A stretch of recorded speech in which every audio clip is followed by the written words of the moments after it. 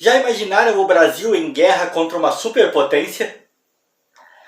A Marinha, a Força Aérea, as Forças Armadas em geral, todas mobilizadas. Planos para a invasão de uma nação que até então era considerada amiga. Uma forte campanha conclamando o povo para defender a pátria e as riquezas naturais do país. Pois o Brasil passou por um estranho episódio diplomático que o colocou em rota de colisão contra ninguém mais, ninguém menos que a França. Essa guerra que nunca aconteceu acabou sendo chamada de a Guerra da Lagosta. E se você está interessado em saber mais sobre essa história, é só acompanhar esse vídeo.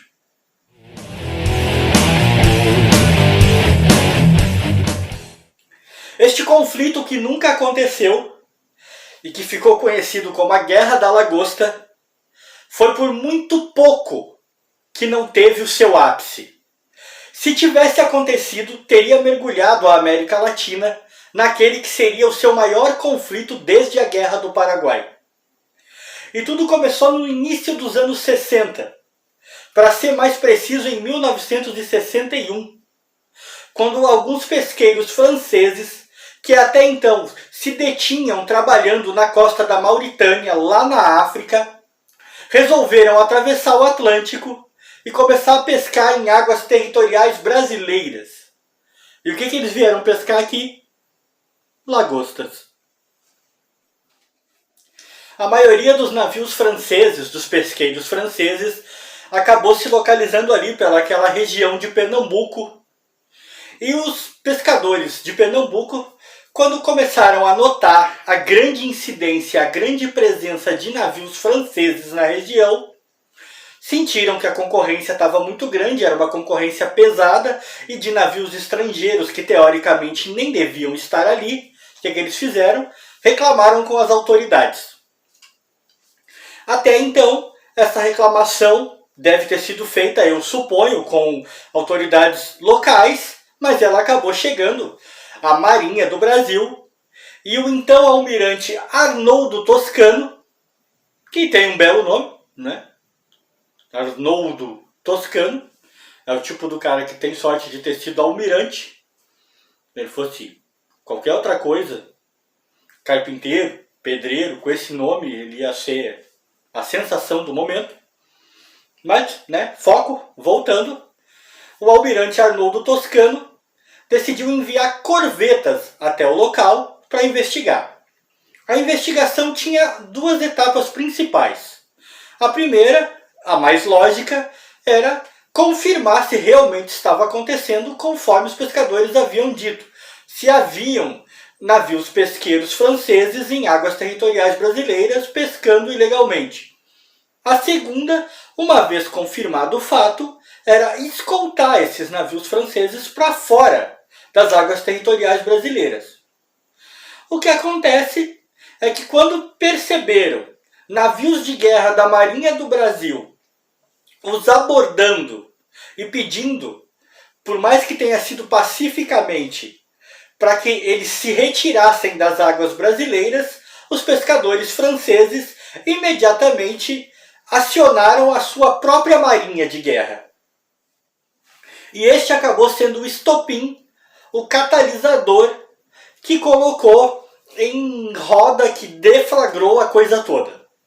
Alegando que precisava defender seus cidadãos, o governo francês enviou destroyers até as águas territoriais brasileiras.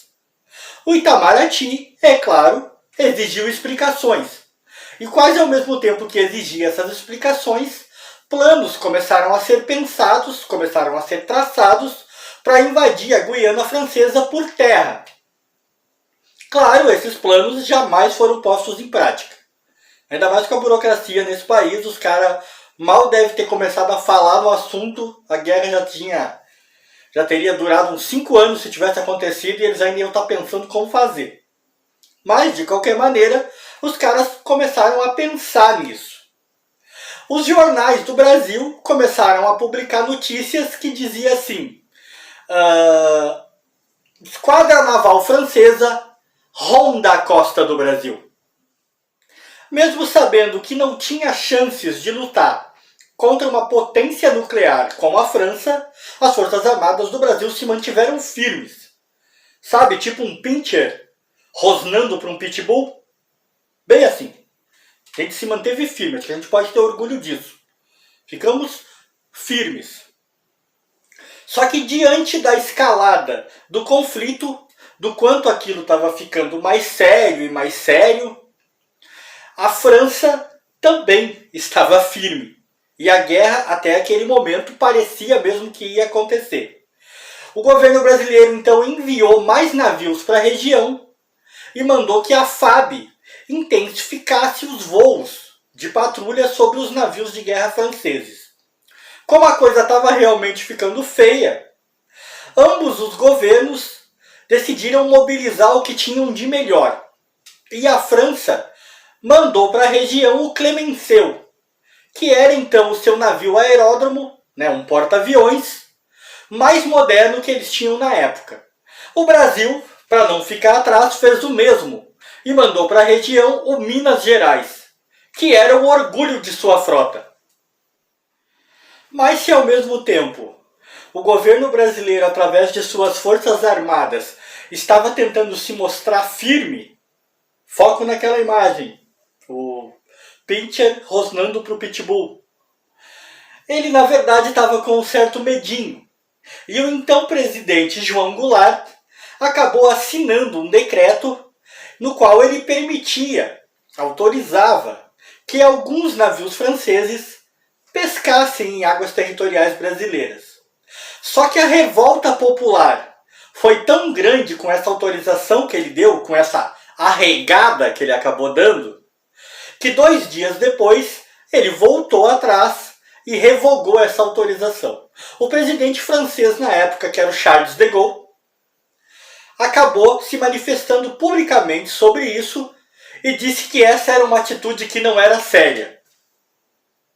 O presidente francês não conhecia muito o Brasil. Se ele conhecesse, ele saberia que muito pouca coisa nesse país é séria. Em 1963, o bate-boca entre as duas nações continuava. Olha isso, basicamente 2 anos depois, ninguém tinha se metido a brigar, a guerra não tinha acontecido ainda, mas o bate-boca continuava. Mas então as duas nações começaram a retroceder. O que para o Brasil deve ter sido um alívio do caramba, né?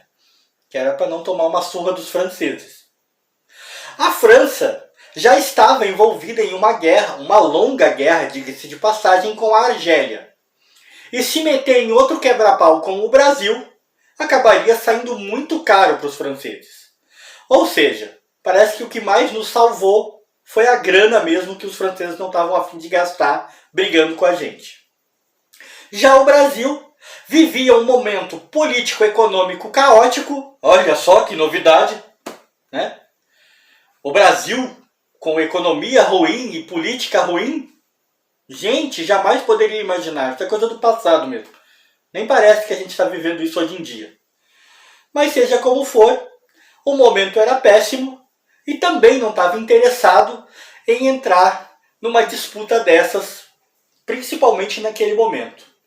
Até porque o movimento que acabou eclodindo em 31 de março de 64, o golpe de Estado, a ditadura, já estava em andamento e naquele momento era só isso mesmo que os caras estavam querendo. Uma guerrinha com a França atrapalharia muito os planos de implantar uma ditadurazinha aqui no país.